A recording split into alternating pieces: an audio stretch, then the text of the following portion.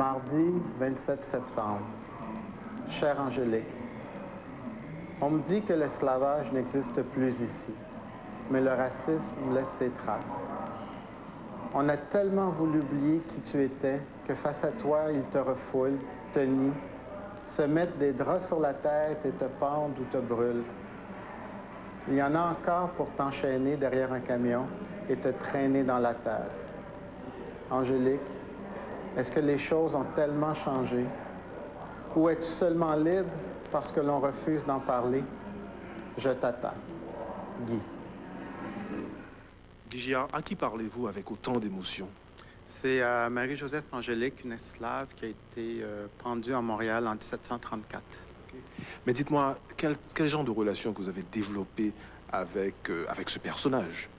Ben, c'est une relation d'étonnement, c'est une relation de découverte.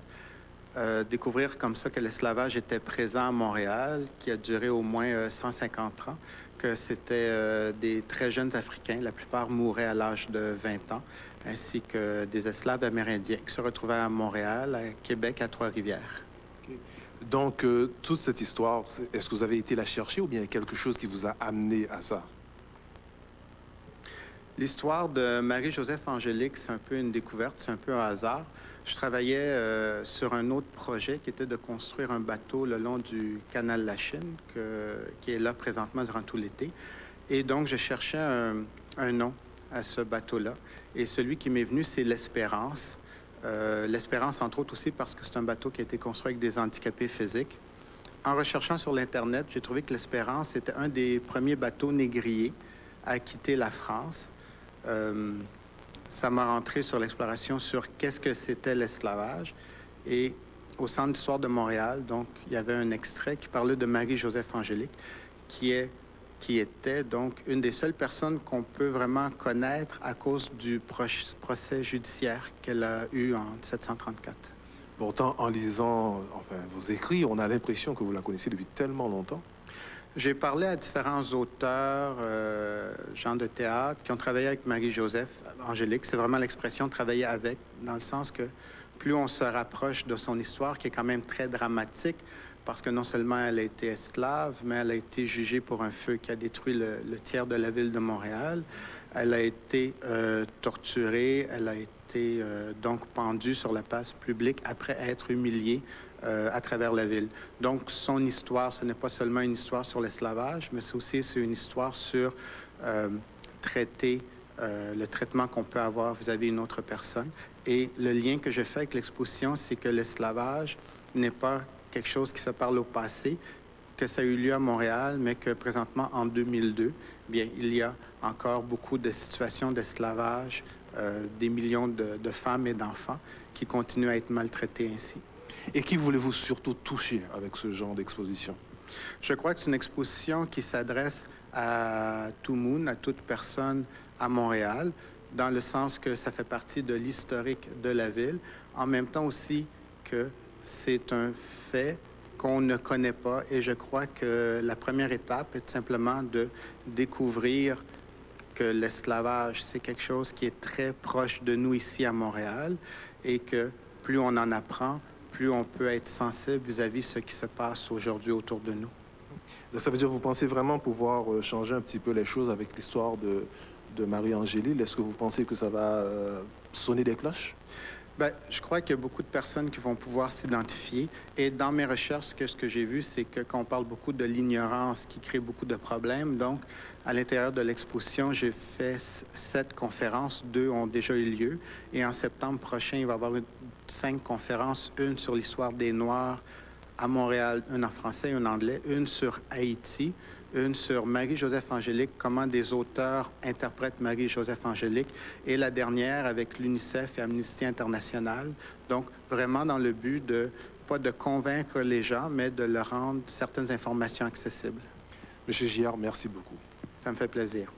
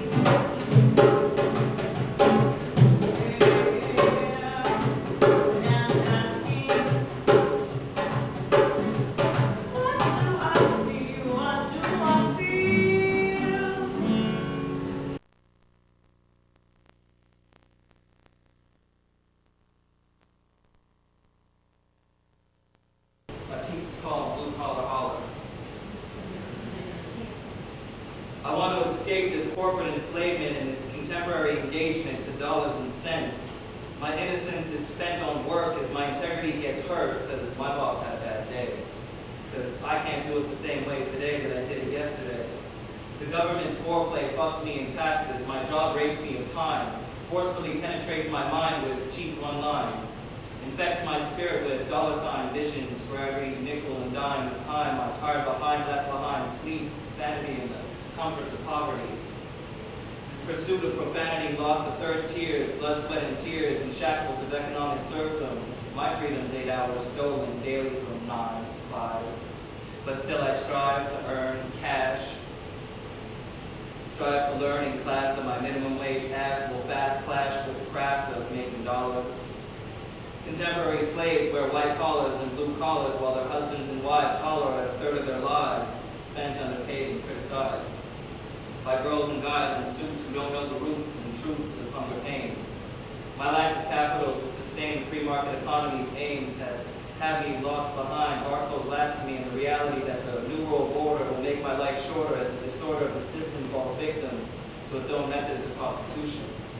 The new nonviolent revolution that you and I can try to use as a solution would be to say, fuck you, you punk motherfucker, I'm staying in bed today.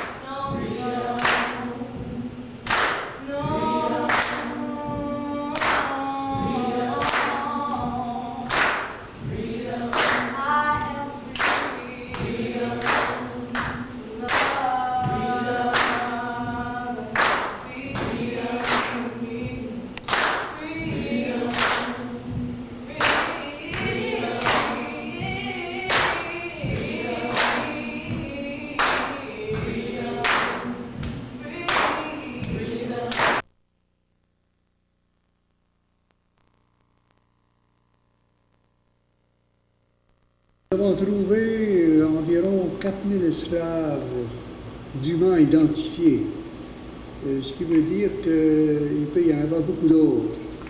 Il peut y en avoir 1000, 2000 de plus, parce que, vous savez, les esclaves, on les identifie dans les registres d'état civil, lorsqu'ils sont baptisés ou lorsqu'ils sont inhumés, ou lorsqu'ils se marient. S'ils ne sont pas baptisés, s'ils ne sont pas inscrits dans le registre des décès, eh bien, on ne les trouve nulle part, sauf peut-être dans les greffes de notaire, si les esclaves ont été revendus, des choses comme ça. Autrement, on n'a rien, parce que ces esclaves-là n'apparaissent pas dans les papiers, quoi. Sauf que ceux qu'on a trouvés qui apparaissent dans les papiers sont environ 4000. Ce qui veut dire quelle est la proportion de ceux qui n'apparaissent pas. Là, il est possible à dire. En tout cas, il y en avait environ 4000 identifiés, dont le tiers étaient des esclaves noirs et les 2 tiers des esclaves amérindiens. Je dis amérindiens et non pas sauvages, parce qu'on dit plus sauvages aujourd'hui, au sens péjoratif. On dit amérindiens, puisque ce sont des gens comme nous exactement. Seulement, les Amérindiens et les Noirs ne sont pas arrivés chez nous en esclaves dans les mêmes circonstances. Et c'est pourquoi aujourd'hui, je veux vous parler de l'arrivée des esclaves amérindiens qui, eux, sont arrivés d'une façon particulière. Les Noirs, on a essayé d'en faire venir des cargaisons. Et, des habitants du Canada à l'époque, au début du 18e, et même à la fin du 17e, donc 1689 par exemple, les habitants ont demandé au roi la permission de faire venir une cargaison de Noirs. Et le roi a accordé la permission. En 1719, cette permission-là n'ayant pas eu de suite à cause de la guerre, eh bien en 1719, les habitants demandent de nouveau au roi une cargaison de Noirs. Et ces habitants étaient au nombre de 200. Donc 200 Canadiens qui étaient prêts à ce moment-là à acheter des Noirs. Et le roi a encore accordé la permission, mais pour toutes sortes de raisons, la cargaison n'est pas venue. Sauf que les Noirs ne sont pas venus en groupe considérable, ils sont venus par petits groupes. Nos marchands allaient en acheter en Louisiane, où il y avait des Noirs. Et ils sont même allés en acheter quelques-uns en Afrique, directement en Afrique.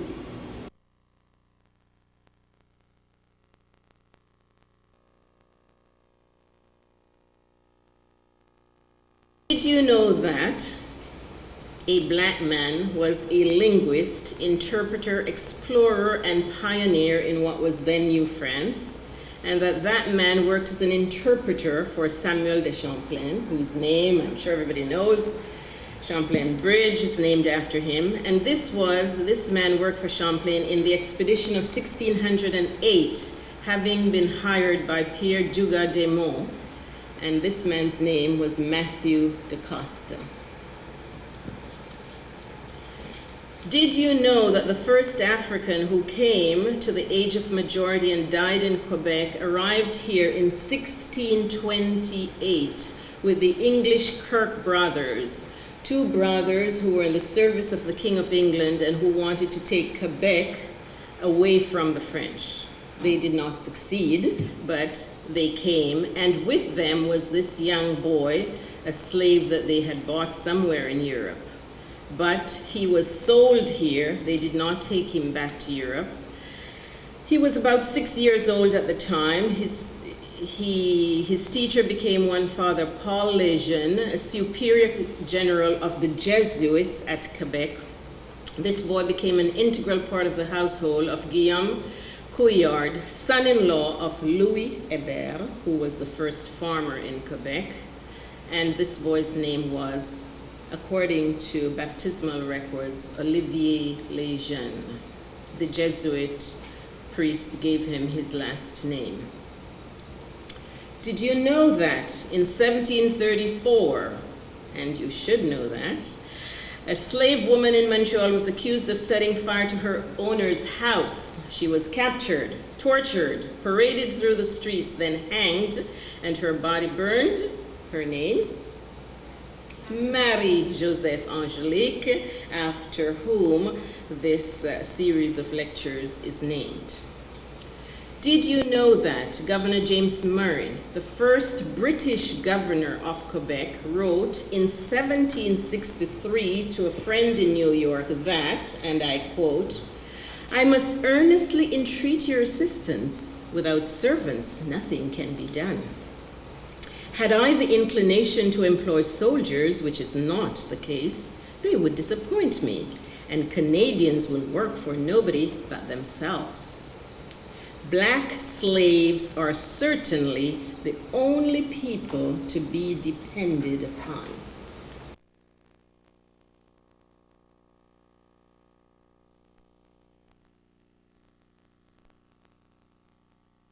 bon, ben, il faut que j'imagine le personnage et que je la promène dans le temps. Moi, je m'étais donné 7 à 8 ans. Donc, je me suis dit, cette femme-là, d'où vient-elle? Alors, dans le procès, elle disait qu'elle venait du Portugal. Je me souviens de cette réponse-là, le Portugal. Je me suis dit, où c'est le vrai Portugal, ou c'est les colonies africaines qui appartenaient au Portugal. Donc, c'était toutes les côtes d'Afrique, les côtes d'Afrique orientale. Donc, je me suis dit probablement que moi, j'ai imaginé qu'elle pouvait venir des côtes d'Afrique. Donc, après ça, je me suis mis à lire, évidemment, je me suis mise à lire sur la question de l'esclavage, parce que là, ça devient énorme. Quand on veut parler d'un personnage comme celui-là, il faut savoir comment penser un esclave. On sait que c'est une analphabète, elle a une approche animiste de la vie. Elle vient des côtes d'Afrique, donc c'est une autre culture complètement. Donc, comment cette femme-là, elle peut penser, d'où vient-elle, qui est-elle, comment... Donc, ça suppose toute une foule de questions auxquelles il faut répondre. Alors, j'ai commencé à lire sur le trafic triangulaire. Vous savez que que les Portugais, les Espagnols, les Anglais, les Français ont tous fait la traite des esclaves, qui partaient d'Europe avec des bateaux chargés de marchandises. Ça pouvait être des tissus, du calicot, des fusils, des breloques, bon, et que ces gens-là se rendaient sur les côtes d'Afrique, ils échangeaient ça contre des Noirs, et que les Noirs, en général, étaient fournis aussi par des rois nègres, on le sait, là, les Noirs ne sont pas innocents non plus dans toute cette histoire-là. Alors, on achetait des nègres, on bourrait les bateaux de nègres, on les amenait aux Antilles. Et aux Antilles, on vendait ces gens-là, on remplissait les bateaux de rhum, de sucre, et puis on repartait. On appelait ça le trafic triangulaire. Alors, c'était l'Europe, les côtes d'Afrique, les Antilles, on faisait le trafic triangulaire. Moi, j'ai imaginé que cette femme-là serait venue probablement dans sa vie, parce que c'était fréquent, elle serait partie des côtes d'Afrique, elle s'est retrouvée aux Antilles, parce qu'elle dit dans le procès qu'elle aurait déjà eu un maître antillais, donc elle était aux Antilles. Et j'ai imaginé, bon, que son maître, qui est un Français, François Poulain de Francheville, l'aurait acheté au marché esclave de Manhattan. Donc, Manhattan, c'est New York à cette époque-là. Manhattan qui venait juste de devenir possession anglaise, mais qui avait été possession hollandaise pendant très longtemps.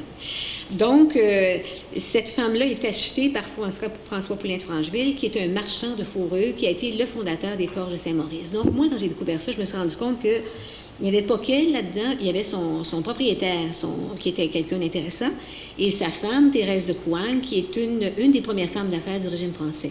Donc, en découvrant ça, ça faisait un peu, comment je dirais, ça me donnait un plan d'attaque, et ça me disait que je pouvais traiter ça sur différents niveaux.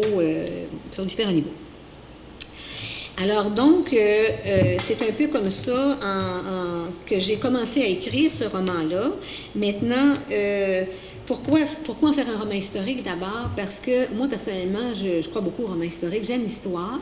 Et je me suis rendu compte, je lis moi-même beaucoup de romans historiques, et je me suis rendu compte que quand on lit un roman historique, c'est fou le nombre de choses qu'on peut apprendre sans s'en rendre compte très souvent, parce que c'est incarné dans les personnages. Surtout quand tu réussis à rendre ça vivant, tu fermes le livre et tu restes plein de notions d'une époque. Ce qui n'est pas évident quand on va consulter soi-même un traité d'histoire et qu'on s'acharne à essayer de retenir des dates ou des événements. Quand c'est incarné, ça reste. Quand on peut accrocher ça à des personnages qui nous ont plu ou déplu, on retient les choses plus facilement. Alors donc, j'ai décidé d'en faire un roman historique et pour ça, ça prenait une documentation serrée. Donc, ce que j'ai fait, c'est bien sûr, j'ai lu sur l'esclavage et je me suis dit, bon, maintenant, c'est à Montréal que ça s'est déroulé. Bon, je l'ai quand même promené un peu partout. Je me suis promenée d'une ville à l'autre, Montréal, Trois-Rivières, Québec, mais c'est surtout Manhattan, New York, mais ça s'est surtout déroulé à Montréal. Donc, ça a l'air de quoi, Montréal, en 1728, hein?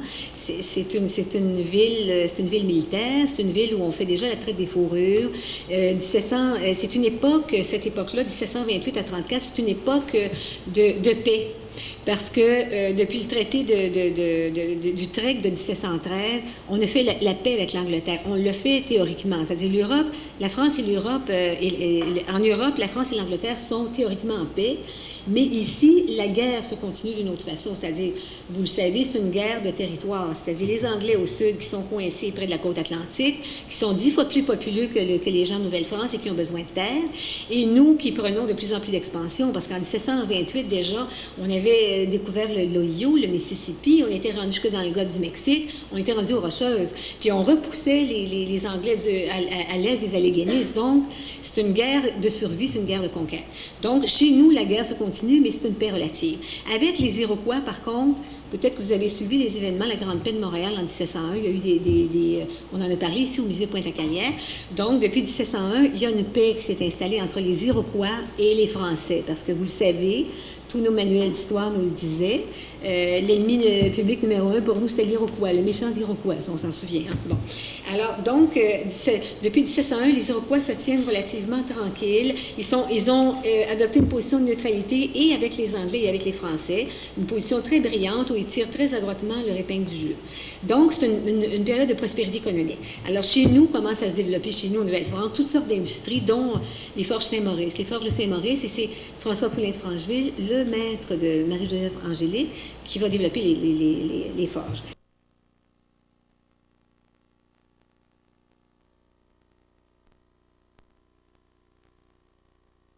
Et c'est intéressant parce que souvent, un film d'animation, on peut voir un film d'animation de différentes manières, comme on peut voir un tableau, différentes palettes de couleurs.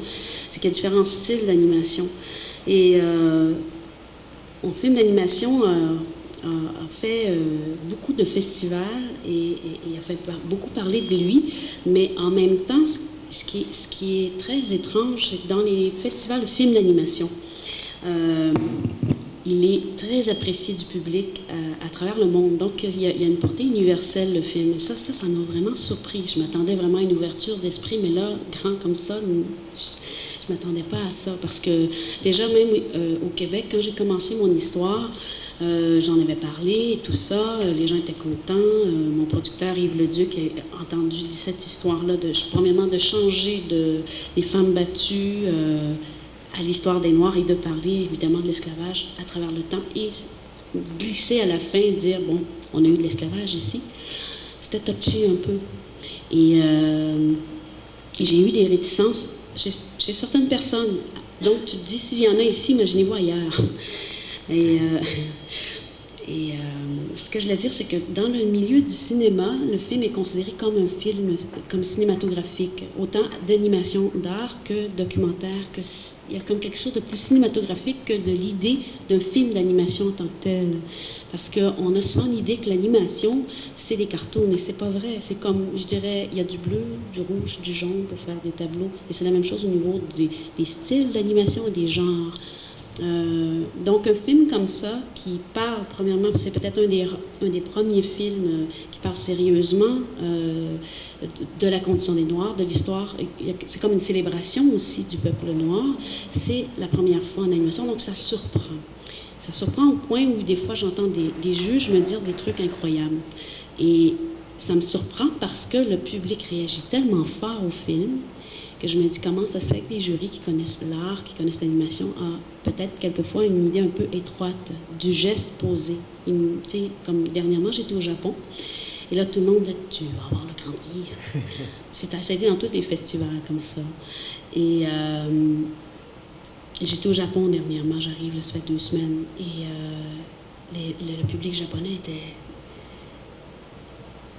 généreux, il s'approchait, puis ce qu'on m'a dit, c'est que c'est très rare en général. Le public est très, très réservé. Et ce qui s'est passé, c'est le contraire. C'est qu'on m'a assailli complètement. On me posait plein de questions. Et il y a même des gens qui prennent des cours là-bas à l'université sur l'histoire des Noirs, mais spécifiquement sur l'esclavage aux États-Unis. Donc, ils ont été comme très surpris de savoir qu'il y a eu de l'esclavage au Canada, en pensant, bon, oui, on a eu une très grande période où on a aidé des esclaves en fuite, mais en même temps, dans le film, ce qui a été difficile de faire, c'est de montrer des esclaves qui sont en fuite, mais en même temps qu'il y a aussi de l'esclavage. Donc, pour eux, ils étaient très curieux. Donc, il y a une ouverture à l'autre.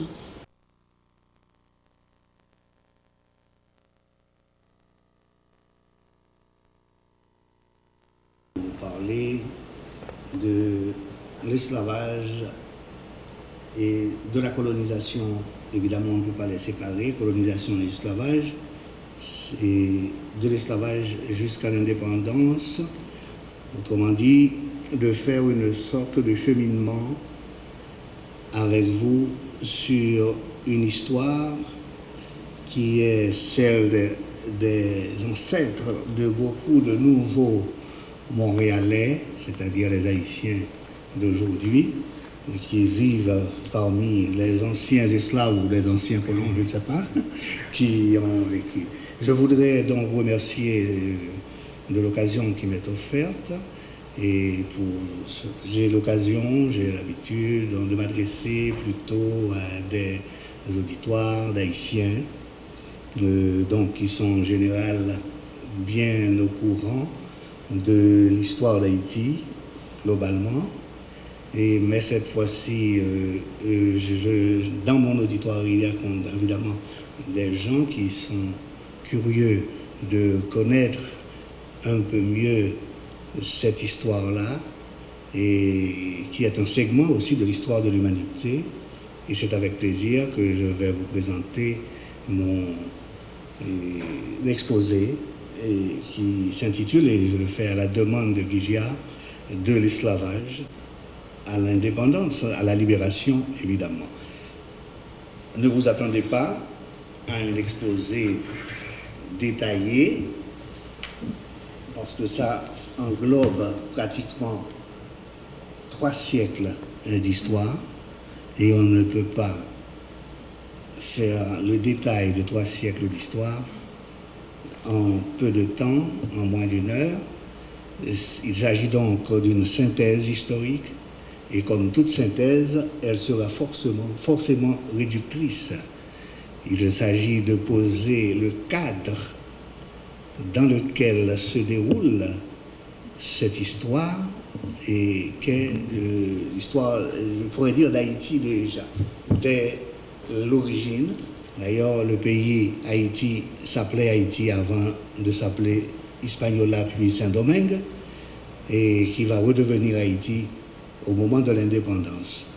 Vous vous imaginez que nous sommes à la veille, justement, du bicentenaire de l'indépendance d'Haïti, c'est-à-dire en 2004, Haïti aura 200 ans comme État-nation, et évidemment, beaucoup de questions se posent à propos de cette date, pas de la date en soi, 2004, mais de ce qu'elle amène à soulever comme question, comme problème, comme réflexion.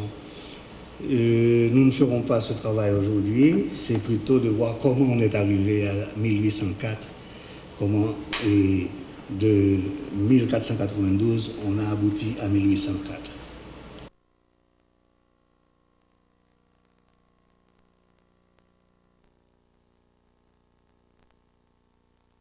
Les témoignages des enfants aussi concordent toujours par rapport au témoignage de Madou, qui a été peut-être trafiqué de façon plus directe, lui, à partir de Sikasso, mais les enfants transitent, peuvent être amenés à partir de villages très éloignés de la frontière ivoirienne et transitent, et il y a beaucoup d'intermédiaires. Alors l'enfant peut être amené dans un village, dans une petite ville qui est un peu plus grande, et de là, il est hébergé chez quelqu'un, je devrais dire, il est jeté dans une pièce où il peut être avec les sacs de riz, il y a d'autres enfants, il est à peine nourri, et il y a une autre personne qui vient le chercher, qui l'amène à un autre endroit. Alors c'est la ville de San, après ça on l'amène à Bamako, là c'est une autre personne. Alors il y a beaucoup d'intermédiaires, tout le monde se paye dans ce système-là, et c'est ce qu'on appelle arrivé payé. Tu es arrivé payé. Quand tu arrives, la personne en bout de ligne paye pour te recevoir. Donc, il y a plein de gens qui se payent, et la personne en bout de ligne qui a payé pour tous ces intermédiaires se fait donner par le propriétaire de plantation un montant d'argent qui paye pour l'ensemble des démarches qui ont été prises. Et vous pouvez vous imaginer, c'est pas fait à visage découvert. Et nous, on avait un chercheur qui était allé dans un village qui s'appelle San, qui était allé faire une recherche. On voulait savoir un peu, quand on a commencé à s'interroger sur le trafic, est-ce que c'est vrai, est-ce que c'est possible? Donc des gens sont allés dans des villages et interroger les gens auprès des gares routières. Ils ont eu des menaces de mort. Ils se sont fait dire, qu'est-ce qu'ils font ces chercheurs ici? Et ils ont eu des menaces de mort. Alors on s'est dit, d'accord, c'est sérieux, on ne va pas commencer à s'imaginer que ce sont des inventions. Donc, si on regarde le trafic, et c'est juste de façon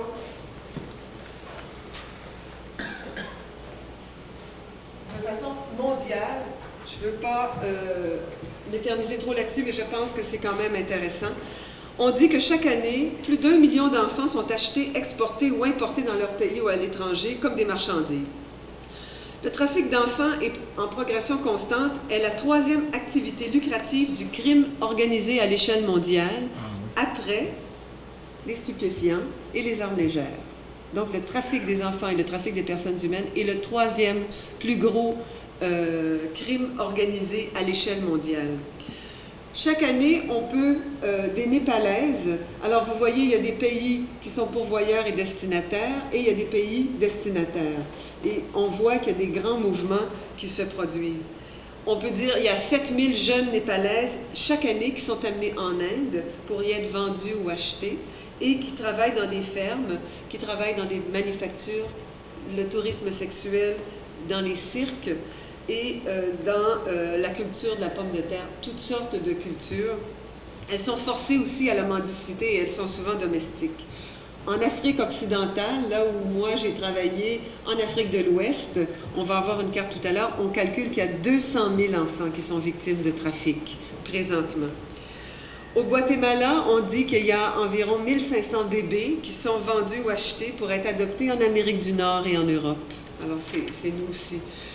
Il y a beaucoup de jeunes filles d'Asie et d'Europe qui sont parfois âgées de 13 ans seulement, qui sont vendues en catalogue comme épouses, qui sont exportées partout dans le monde. En Europe centrale et orientale et l'ex-Union soviétique, c'est une des régions aussi où il y a présentement une énorme industrie, plusieurs milliards de trafic, de traite des femmes et des enfants.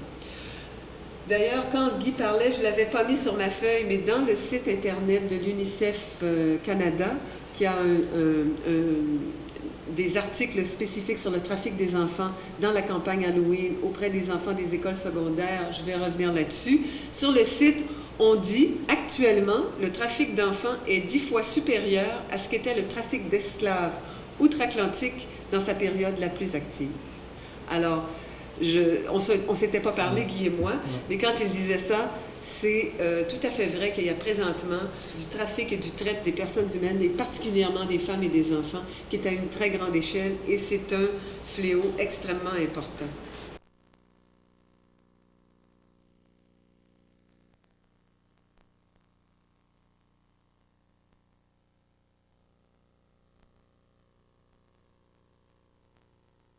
Mardi 27 septembre. Chère Angélique, on me dit que l'esclavage n'existe plus ici, mais le racisme laisse ses traces. On a tellement voulu oublier qui tu étais que face à toi, ils te refoulent, te nient, se mettent des draps sur la tête et te pendent ou te brûlent. Il y en a encore pour t'enchaîner derrière un camion et te traîner dans la terre. Angélique, est-ce que les choses ont tellement changé? Ou es-tu seulement libre parce que l'on refuse d'en parler? Je t'attends. Guy. Guy Giard, à qui parlez-vous avec autant d'émotion?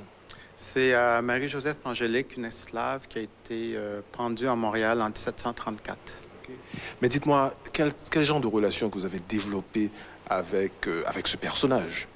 Ben, c'est une relation d'étonnement, c'est une relation de découverte. Découvrir comme ça que l'esclavage était présent à Montréal, qui a duré au moins 150 ans, que c'était des très jeunes Africains, la plupart mouraient à l'âge de 20 ans, ainsi que des esclaves amérindiens qui se retrouvaient à Montréal, à Québec, à Trois-Rivières. Okay. Donc, toute cette histoire, est-ce que vous avez été la chercher ou bien quelque chose qui vous a amené à ça? L'histoire de Marie-Joseph Angélique, c'est un peu une découverte, c'est un peu un hasard. Je travaillais sur un autre projet qui était de construire un bateau le long du canal Lachine, qui est là présentement durant tout l'été. Et donc, je cherchais un nom à ce bateau-là. Et celui qui m'est venu, c'est l'Espérance. L'Espérance, entre autres aussi, parce que c'est un bateau qui a été construit avec des handicapés physiques. En recherchant sur l'Internet, j'ai trouvé que l'Espérance était un des premiers bateaux négriers à quitter la France. Ça m'a rentré sur l'exploration sur qu'est-ce que c'était l'esclavage. Et au Centre d'histoire de Montréal, donc, il y avait un extrait qui parlait de Marie-Joseph Angélique, qui était donc une des seules personnes qu'on peut vraiment connaître à cause du procès judiciaire qu'elle a eu en 1734. Pourtant, en lisant vos écrits, on a l'impression que vous la connaissez depuis tellement longtemps. J'ai parlé à différents auteurs, gens de théâtre, qui ont travaillé avec Marie-Joseph Angélique. C'est vraiment l'expression travailler avec, dans le sens que plus on se rapproche de son histoire, qui est quand même très dramatique, parce que non seulement elle a été esclave, mais elle a été jugée pour un feu qui a détruit le tiers de la ville de Montréal. Elle a été torturée, elle a été donc pendue sur la place publique après être humiliée à travers la ville. Donc, son histoire, ce n'est pas seulement une histoire sur l'esclavage, mais c'est aussi une histoire sur le traitement qu'on peut avoir vis-à-vis d'une autre personne. Et le lien que je fais avec l'exposition, c'est que l'esclavage n'est pas quelque chose qui se parle au passé, que ça a eu lieu à Montréal, mais que présentement, en 2002, bien, il y a encore beaucoup de situations d'esclavage, des millions de femmes et d'enfants qui continuent à être maltraités ainsi. Et qui voulez-vous surtout toucher avec ce genre d'exposition? Je crois que c'est une exposition qui s'adresse à tout le monde, à toute personne à Montréal, dans le sens que ça fait partie de l'historique de la ville, en même temps aussi que c'est un fait qu'on ne connaît pas. Et je crois que la première étape est simplement de découvrir que l'esclavage, c'est quelque chose qui est très proche de nous ici à Montréal et que plus on en apprend, plus on peut être sensible vis-à-vis ce qui se passe aujourd'hui autour de nous. Ça veut dire que vous pensez vraiment pouvoir changer un petit peu les choses avec l'histoire de Marie-Angélie? Est-ce que vous pensez que ça va sonner des cloches? Bien, je crois qu'il y a beaucoup de personnes qui vont pouvoir s'identifier. Et dans mes recherches, ce que j'ai vu, c'est que qu'on parle beaucoup de l'ignorance qui crée beaucoup de problèmes. Donc, à l'intérieur de l'exposition, j'ai fait 7 conférences. 2 ont déjà eu lieu.